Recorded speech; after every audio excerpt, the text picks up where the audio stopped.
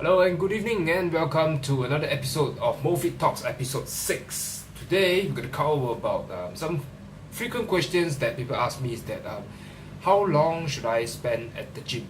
Like how much of time should I spend at the gym? So let's get into it, alright? So the better question I think that you should ask is not how long, rather is what is the quality of your work like? That means what amount of time that you have that you can do the most out of it based on the time you have at the gym. In other words, how do you make the best out of it during those X amount of time that you have in the gym? So it's no point going me further and saying like you should spend, for example, 3 hours, 4 hours, or 1 hour at the gym, because let's be face it, everyone has a different lifestyle. Some people has the luxury to be at the gym for 2 to 3 hours. Vice versa, I see some people who are only sometime like maybe 1 hour, 45 minutes at the gym. So it depends on the person. But as the saying goes, we don't count the hours or the minutes. We make those hours count. So I think that is better approach that we all can use, right? But to answer your question, I think most people can benefit from a good workout for maybe at most 2 hours, 45 minutes to 1.5 hours, 2 hours. I think that's very good, solid time. Again, it's not how much time you spend at the gym. Rather, the better question is what do you do at the gym? I think that is what matters most.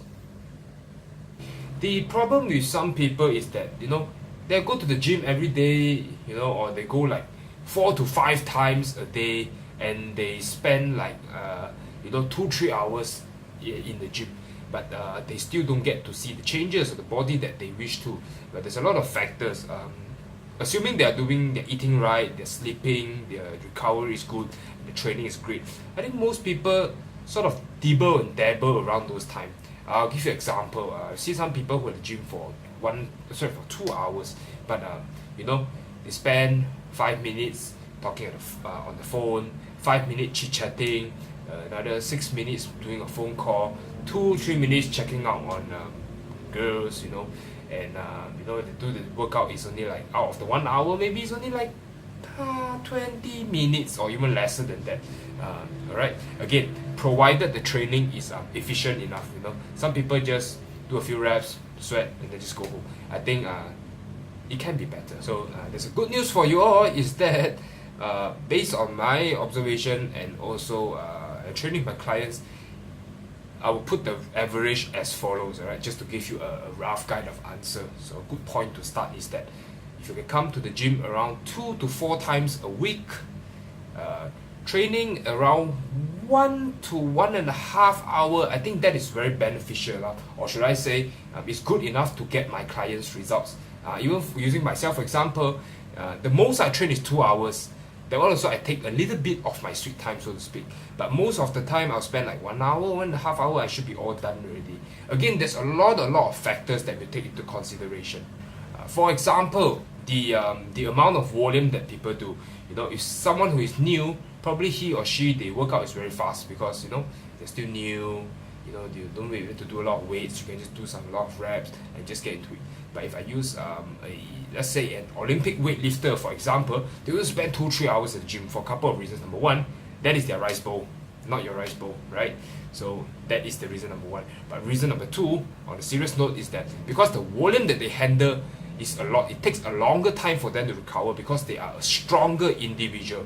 Okay, so a middle ground would be, again, me for example. Like for me, if you ask me to work out like just say 1 hour non-stop, probably it's going to be quite a challenge for me, so to speak. But if you have another person who is like a newbie, maybe 1 hour is nothing because the volume that he or she can do is not a lot. So you see where I'm going on this? Yeah.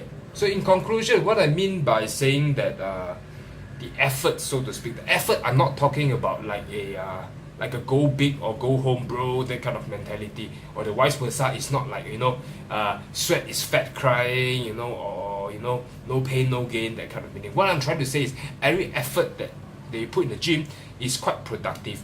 I'm going to give you an example. Two different extremes. So you don't want to be so hardcore until like you're going to puke or you're going to faint every single time. That is not a bright idea for, you know, to get to your fitness goal. And vice versa, it's not like literally walk in the park, so to speak. Then if you keep doing like this, then you know it's hard, very very hard. It'll take a long time for you to reach to your goal.